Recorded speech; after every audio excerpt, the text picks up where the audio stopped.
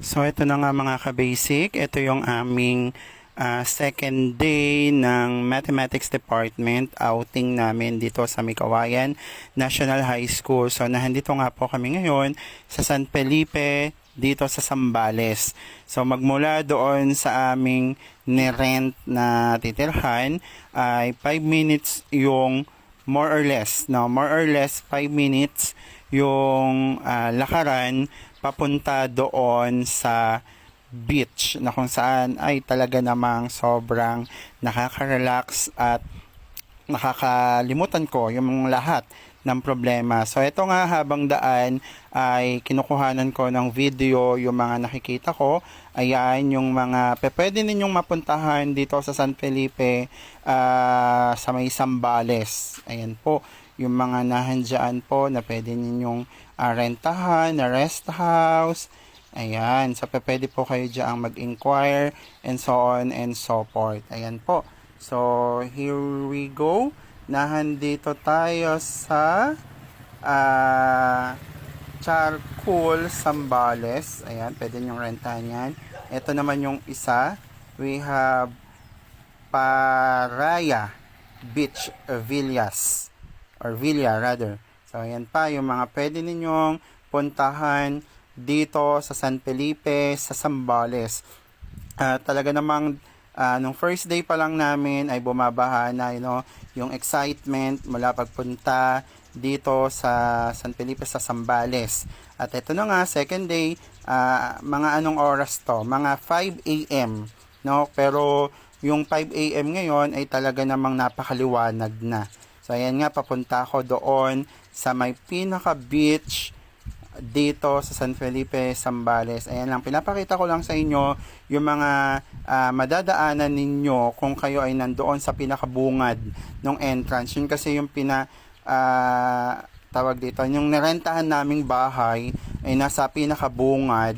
Tapos, magmula doon is 5 minutes yung lakaran papunta doon sa beach. Ayan po. Ayan, so mukhang natatanaw na natin yung resort, yung beach na pupuntahan natin.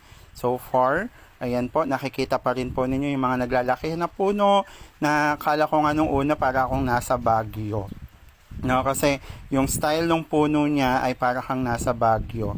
Ayan, yung kanilang mga parang, ano ba tawag dito, mga nipa hut. Na pwede din yung renta na yun, natatanaw ko na yung beach, no, doon sa dulo.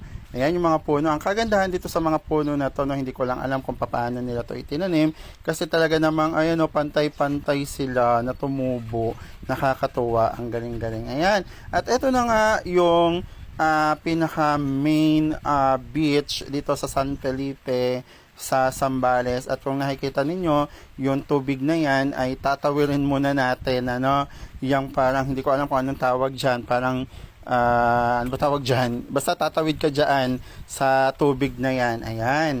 Tatawirin mo yan papunta doon sa pinaka beach nila. Alright. Ayan. Tingnan nyo naman, napakalinaw ng tubig dyan. And there you have it.